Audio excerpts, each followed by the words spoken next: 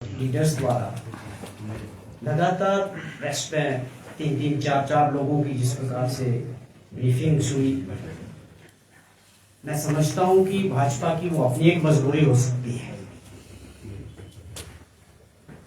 किसी मुद्दे को जिस प्रकार से जयराम ठाकुर जी का, अनुराग ठाकुर जी का और हेल्थ मिनिस्टर नड्डा साहब का, रणधीर शर्मा या आप समझें के अध्यक्ष बिंदल साहब एक दिन में 5-5 लोग प्रेस कॉन्फ्रेंसेस कर रहे हैं या मीडिया स्टेटमेंट्स दे रहे हैं, उससे एक चीज साफ है कि भाजपा के अंदर लीडरशिप का जो वर्चस्व की जंग है वो तेज हो चुकी है।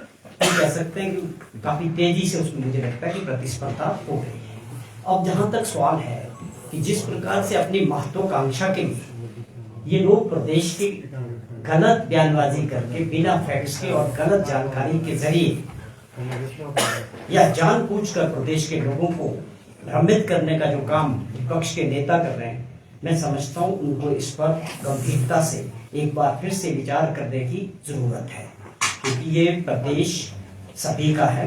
आप विपक्ष में हो, आप सत्ता पक्ष में हो, तो ये हम सब की जिम्मेवारी है कि हमारे प्रदेश की जो इमेज दूसरे राज्यों में चुनाव की वजह से प्रदेश का जो भाजपा है उनका एजेंडा बदल जाता है और वो बिना मतलब छोटी छोटी बातों को तोल देके राष्ट्रीय स्तर पे मीडिया के जरिए ऐसा एक इमेज बनाने का प्रयास करते हैं कि हिमाचल प्रदेश में सब कुछ खत्म हो चुका है और वहां पर लोगों के पास नौकरियां नहीं हैं, वहां लोग सड़कों पे हैं या वहाँ आर्थिक स्थिति बहुत खराब है। आपने देखा कैसे कैसे मुद्दे उठे जिसमें सबने बहुत हैरानी करने वाली बात थी, कुछ ऐसे मुद्दों को जो है हवा देने का प्रयास किया गया जिससे प्रदेश की राष्ट्रीय स्तर पे बदलाव हुई। अब इसके पीछे की सोच क्या है? जो मुद्दे उठे, जिस प्रकार एक 64 करोड़ रुपए के लिए माननीय हाई कोर्ट का एक फैसला आया जिसमें कहा गया कि इस पैसे को जमा करने के एवज में आपकी हिमाचल भवन की जो प्रॉपर्टी है दिल्ली में उसको अटैच करने के आदेश माननीय हाई कोर्ट। मुझे पूरा याद है कि पिछली सरकार में उन्ना का रेलवे स्टेशन का जो मामला था उसमें भी अटैचमेंट के ऑर्डर हुए थे।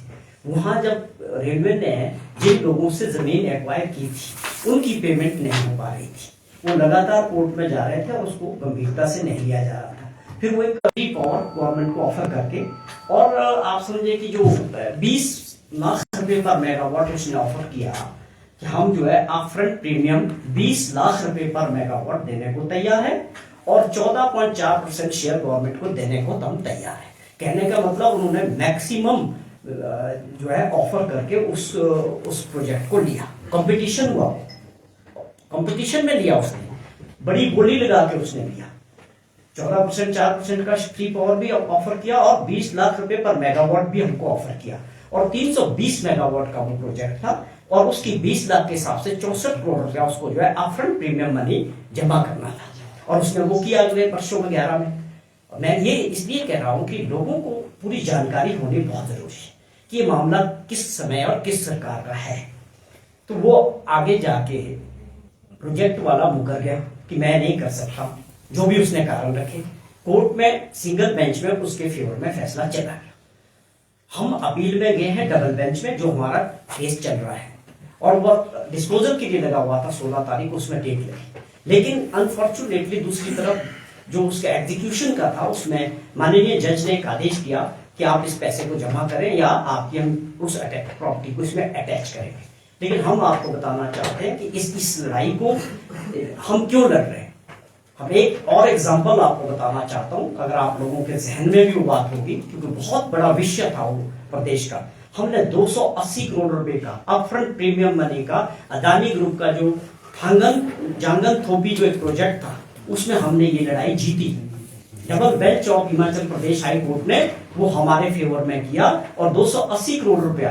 दुर्भाग्यपूर्ण आप देखिए, जयराम जी से मेरा ये प्रश्न है कि आपकी कैबिनेट ने ये पास किया था कि हमको ये 280 करोड़ रुपया जो है उन प्रोजेक्ट वालों को वापस देना है, कैबिनेट में पास करा दिया। आपने कभी सोचा कि हम प्रदेश हित की लड़ाई लड़ें? क्यों देने थे वो पैसे? उसके लिए लड़ाई लड़ने की आवश्यकता थी, लेकिन आपने कभी उस पर ध्यान नहीं दिया। हमारी सरकार ने उसको चैलेंज किया, double bench of high court Himachal Pradesh ने और स्टेट हित ने वो फैसला दिया, वो एक बहुत बड़ी अचीवमेंट थी हमारी सरकार की। क्यों थी? क्योंकि हम प्रदेश के हित को, प्रदेश के लोगों के हित को जयराम जी की सोच की तरह, ये नहीं कि आज भी कहते 64 करोड़ रुपए दे देने। भाई 64 करोड़ रुपया क्यों देंगे? लीगल बैकअप है, हम लड़ाई लड़ रहे और हम पहले इसी तरह का केस जीत चुके और आपकी सलाह है कि हम 64 करोड़ रुपया उस कंपनी को दे दें। जयराम जी को इस चीज का जवाब देना चाहिए कि क्या आपके टाइम में वो प्रोजेक्ट था या नहीं था और आपकी कैबिनेट में क्या फैसला हुआ था। मेरे ये प्रश्न है, आप लोग जरूर पूछें उनसे कि ये हित है आपका प्रदेश के लोगों के प्रति और प्रदेश के। आप दूसरी बात, जिसने भी ये प्रोजेक्ट लिया उन्होंने क्या किया कि नहीं लगाया। हम कहते हैं जो हमारे फेवर में गया पिछली बार भी, हमारा लॉजिक है स्टेट गवर्नमेंट का कि भाई साहब इसने, हमने थोड़ी बोला टेंडर तो इसने भरा। अगर ये ना लेते, कोई दूसरा आदमी उसको लेता और उस प्रोजेक्ट को कंप्लीट करता, हमारी 14% शेयर और वगैरह वगैरह करके हमको तो कम से कम 1000 करोड़ रुपया का रेवेन्यू एक्स्ट्रा आना था। हमारा लॉजिक ये है कि आपने तो धोखे में रखा था और आज आप फ्रंट प्रीमियम भी वापस मांग रहे हैं जो एज पर सिक्योरिटी समझे। आप ऐसे थोड़ी कि आगे और 4 साल होगा हमने नहीं लगाना है। अगर कोई दूसरा पार्टी उसको लेता और वो लगा देता तो हमारा कितना बड़ा लॉस हुआ। ये हमारा जो है इस तरह का मामला हाईकोर्ट में चल रहा है। ये बहुत दुर्भाग्यपूर्ण है कि जो मुख्यमंत्री रहे उनको इन बात का ज्ञान होने के बावजूद वो कहते हैं कि हमको 64 करोड़ रुपया जमा कर देना चाहिए, लेकिन वो लीगल बैटल है। अगर उसमें जरूरत भी पड़ेगी, हमारा ऑलरेडी केस चल रहा है, तो उसको जमा करने पे भी सरकार उस पर गौर कर रही है। और उसी तरह जो टूरिज्म के कुछ पिछले कल भी कुछ फैसला आया है माननीय हाई कोर्ट का, जिसमें ये जिक्र किया गया कि कुछ ऐसे यूनिट्स हैं जो प्रॉफिट मेकिंग नहीं है, लगातार लॉसेस में है, उनको एक लिस्ट के तौर पे ये एक कोर्ट का मैं समझता हूँ फैसला है कि इसको जो है आउटसोर्स किया जाए या बंद कर दिया जाए। तो इस पे गवर्नमेंट जो है गौर कर रही है उस फैसले को भी। और आप समझते हैं, आप सभी के जहन में ये बात है कि हमने ऑलरेडी एक IAS retired additional chief secretary rank के ऑफिसर को एक कमेटी बनाई है जो उस पे काम कर रहे हैं कि अपनी रिपोर्ट जल्दी सौंपेंगे कि हिमाचल टूरिज्म कॉर्पोरेशन के जो ये यूनिट्स हैं इनको किस तरह से इसमें फैसले लेने की आवश्यकता है या कुछ को आउटसोर्स होगा। वो जो भी उनकी सुझाव आएंगे वो हमने हाई कोर्ट में भी मेरे ख्याल में निश्चित तौर पे बताया था कि हमने एक कमेटी बनाई, उसका काम करेंगे और उसकी रिपोर्ट आएगी। उसके बाद सरकार भी देखेगी, उस रिपोर्ट को भी देखा जाएगा कि किस प्रकार हमें आगे जाके टूरिज्म कॉर्पोरेशन को इन यूनिट्स के बारे में फैसला लेना है। लेकिन जिस प्रकार से कल विपक्ष के नेता इसके बारे में भी एक भ्रमित बयान दे रहे थे अखबार के जरिए, मीडिया के जरिए, वो बहुत दुर्भाग्यपूर्ण है। आप लोगों को सभी को ज्ञान होगा 2019 और 20 में जयराम जी मुख्यमंत्री थे, भाजपा की सरकार थी। उस वक्त एक बहुत बड़ा मुद्दा उठा कि किस प्रकार सीधा विधानसभा के अंदर पहुंच गया बिना किसी की जानकारी के एक प्रस्ताव उन्होंने बनाया। मेरे ख्याल में राम सुभाग सिंह जी उस वक्त चीफ सेक्रेटरी थे या सिविल एविएशन सेक्रेटरी थे, मुझे इतना थोड़ा सा उसकी जानकारी नहीं है, लेकिन एक प्रस्ताव बनाया गया कि हिमाचल प्रदेश के टूरिज्म के जो है होटल्स है वो बेचे जाएंगे या लीज आउट किए जाएंगे। और उसका जब विरोध हुआ विधानसभा में तो ये योजना ठप पड़ गई। उसमें था कि फिर उसके बाद जब दबाव पड़ा फिर जयराम जी ने उसकी कमेटी भी बनाई कि इंक्वायरी होने की, हुआ कैसे। उसमें सारे के अपने कैबिनेट मिनिस्टर अपने लोग बोले कि हमें तो मालूम ही नहीं ये कैसे विधानसभा में आ गया, कहां से पास हुआ, ये किसने ये योजना बनाई कि इतने संख्या में जो है टूरिज्म के होटल्स को। आप समझे कि उस वक्त तो पूरे तौर पर उसमें भ्रष्टाचार हो रहा था, पूरी तैयारियां थी कि अपने लोगों को फायदा देने के लिए उसको जो है लीज आउट करने का या बेचने का काम किया जा रहा था। वो उस वक्त कांग्रेस ने जब उसको देखा, विपक्ष में उस पर बहुत मुद्दा बना, आप लोगों के सबके सहयोग से वो बात रुक गई थी। और उस वक्त जिस तरीके से उसको किया जा रहा था, मैं समझता हूं मुझसे ज्यादा जानकारी आप इसके विषय में जरूर जयराम जी से भी प्रश्न करें कि क्या ऐसी घटना हुई थी आपके राज्य में जब आप चीफ मिनिस्टर थे। और भी बहुत बड़ी बातें, कोई व्यक्ति मेरे पास भी आया था जब हमारी सरकार बनी, वो मुझसे भी मिला, उसने बहुत बड़ी बातें कही कि मेरे साथ कमिटमेंट थी जयराम सरकार की कि मैं आपको जो है उसी में कमिटमेंट थी जो ये जिक्र चल रहा था कि आपको उसके साथ डील चल रही थी कि कितने प्रोजेक्ट्स इसमें से टूरिज्म के कौन से होटल्स आपको हम देंगे, आप इसके बदले हमको जो है कुछ मदद करने की पार्टी फंड की जो भी बात चल रही थी। हमने उसको गंभीरता से नहीं लिया क्योंकि वो ऑलरेडी रुक चुकी थी, डील हो रही थी, इसमें कोई शक नहीं था। और उस व्यक्ति ने कहा कि मैंने बहुत बड़ा लोन लिया है किसी बैंक से और वो लोन आज भी खड़ा है और मैंने जो है उस पैसे को कहाँ लगाया, तो वो क्यों लगाया, हमने उससे पूछा कि आपने क्यों लिया इतना सारा लोन, क्या आपके पास क्या प्रोजेक्ट है, कि मेरे साथ तो लोगों ने, सरकार ने ये प्रपोजल था कि हम आपको ये योजनाएं टूरिज्म की दे रहे हैं, ये होटल्स दे रहे हैं, आप इनको रन करेंगे। तो ये अपने आप में इस पे हम कोशिश करेंगे कि आप इसकी भी हम इंक्वायरी करें कि उस वक्त ये क्या था मामला। तो आपको ये समझना पड़ेगा, केवल आप गुमराह करके प्रदेश के लोगों को भ्रमित करके जो है बयानबाजी नहीं करनी चाहिए। आपका अपना सहयोग बताना चाहिए कि आपने 5 साल में कौन से बड़े फैसले प्रदेश हित में किए, प्रदेश की आर्थिक स्थिति को ठीक करने के लिए किए। ये दुर्भाग्यपूर्ण है कि भाजपा आपदा के समय में भी पीछे हट गई। खड़े होना चाहिए था प्रदेश के लोगों के साथ, दिल्ली से मदद की बात होनी चाहिए थी। अनुराग ठाकुर जी ने कल ये कहा कि वो बिल्कुल आर्थिक स्थिति प्रदेश की आपातकालीन जैसी हो गई। तो आप भी बताएं, आप इतने बड़े नेता हैं, आपकी भी जिम्मेवारी है, कुछ मदद कराने की बात करिए भारत सरकार से। आप बजाय इसका मजा लेने के, बजाय मजाक उड़ाने के, गंभीरता से आप इतने बड़े नेता है, मेंबर ऑफ पार्लियामेंट है, आप क्या कर रहे हैं, आपकी क्या योजना है हिमाचल प्रदेश के लोगों के लिए, और हिमाचल प्रदेश को भारत सरकार से सहयोग मिले, आपका भी ये फर्ज है, आप सभी का फर्ज है। तो ये गलत ढंग से भ्रमित करने का जो काम भाजपा इस वक्त हिमाचल प्रदेश में कर रही है, इससे कोई फायदा प्रदेश के लोगों का होने वाला नहीं है। हमारी सरकार और माननीय मुख्यमंत्री जी लगातार उन प्रयासों में आगे बढ़ रहे हैं, ये आप सभी समझते हैं। जब कोई सरकार, कोई व्यक्ति लीग से हटकर कुछ बड़े फैसले करना चाहता है तो उसमें मुश्किलातें हर जगह होती है, लेकिन जैसे जैसे आगे बढ़ते हैं वो मुश्किलातें कम होती है। ये व्यवस्था बदलने का काम है, अर्थव्यवस्था को मजबूत करने का काम है, बड़े फैसले लेने का काम है। जो मुख्यमंत्री जी ने काम दिया है उसमें सफलता भी मिल रही है। आज हमारी आर्थिक स्थिति जो 1 वर्ष पहले थी उसमें बहुत सुधार भी हुआ है, और हम विकास की दृष्टि से भी आगे बढ़ेंगे जैसे जैसे हमारा ये प्रोग्राम आगे बढ़ रहा है। बहुत सारे ऐसे क्षेत्र हैं जिसमें हमारी सरकार ने और काम किया है, चाहे वो गारंटियों की बात करें, चाहे कुछ ऐसे फैसले हैं जो हमने जो आप समझें कि उन बच्चों के लिए किए हैं जो देश के अंदर कहीं नहीं ऐसे कानून कि आज वो बच्चे चिल्ड्रन ऑफ द स्टेट, आप ये समझें कि वो बच्चे राज्यों के बच्चे हैं, उनका रहना खाना पीना, उनका एजुकेशन हमारी सरकार उठाएगी। अब उसके बाद जिस प्रकार जो विडोज के बच्चे हैं उनको पढ़ाने का सारा खर्चा हमारी सरकार उठाएगी। या दूध में MSP देने वाली पहली ऐसी सरकार है देश के अंदर जिसने दूध को मिनिमम सपोर्ट प्राइस में लाया। और ये बड़े फैसले में इसलिए गिन रहा हूँ, और बहुत सारे फैसले हुए 2 सालों में, कि भाई ये ऐसे फैसले हैं जो कहीं भी आपको देश के अंदर नहीं मिलेंगे। तो ये हमारा एक इनसे भी सवाल है कि क्या इन जो मैंने बातें कही, क्या ये विपक्ष के नेताओं को गलत लगते कि हम उन बच्चों के लिए काम कर रहे हैं? क्या इनको इसको वो डिनाई कर सकते हैं कि हम काम नहीं कर रहे हैं? क्या ये डिनाई कर सकते हैं कि हमने कानून नहीं बनाया उनके लिए? तो आप कुछ तो बात करें विपक्ष के नेता, किस बात के लिए जाके हरियाणा में, महाराष्ट्र में जाके अपने प्रदेश की बदनामी करते हैं? चुनाव दूसरे राज्यों का होता है और बदनामी हिमाचल प्रदेश की करते हैं।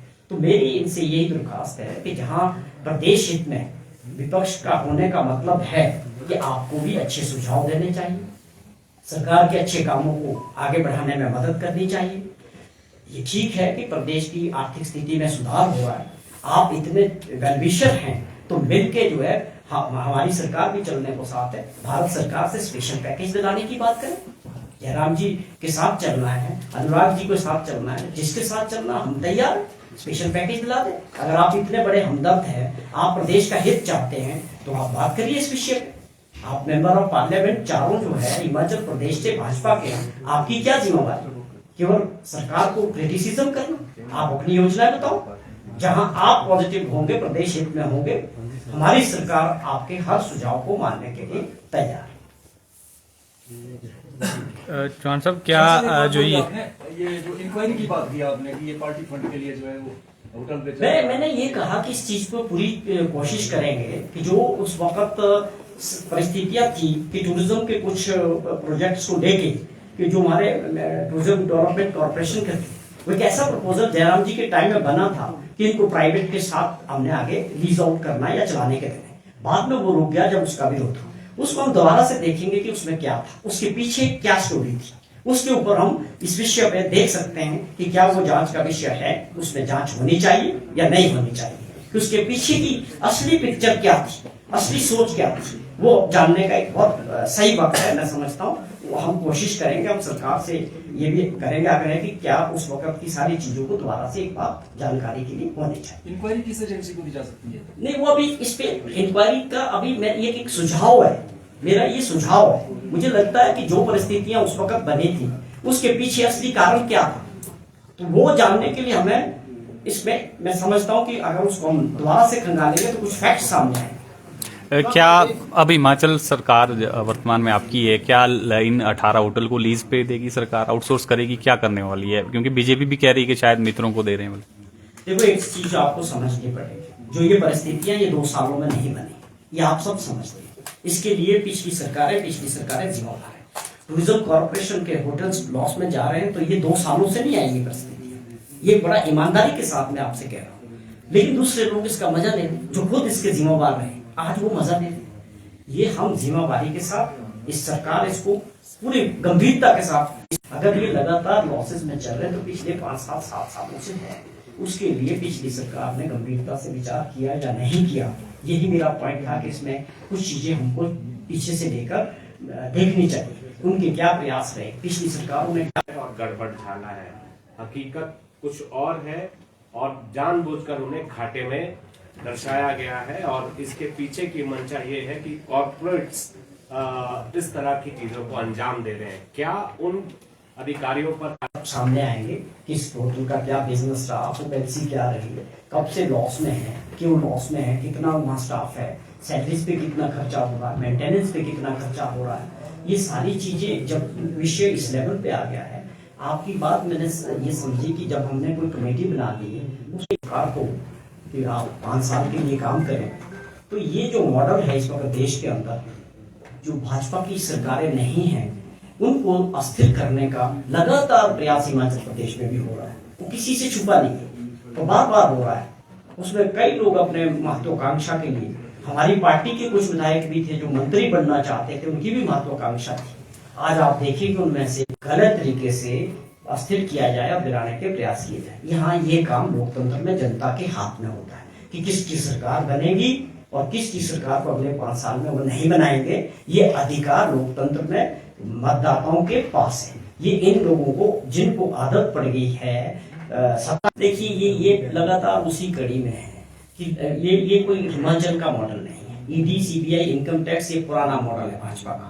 जहां भी गैर भाजपा सरकारें रही देश में, कितनी सरकारें गिरी पिछले 10 में, वो प्रयास करते रहते हैं। ये उसी कड़ी में एक प्रयास है जो अरेस्ट हुए, और जो अर्थव्यवस्था है उसको ठीक करना है, ग्रामीण अर्थव्यवस्था को मजबूत करना है, और हमारे जो मुद्दे हैं युवा साथियों के लिए काम करना है, बागवानों के लिए काम करना है। हमारी सरकार और मुख्यमंत्री का जो ध्येय है उसमें रोड़े अटकाने का काम, इस पे मैंने पूरे विस्तृत अपनी जानकारी पूरी विस्तृत, आप शायद थोड़े मैंने पता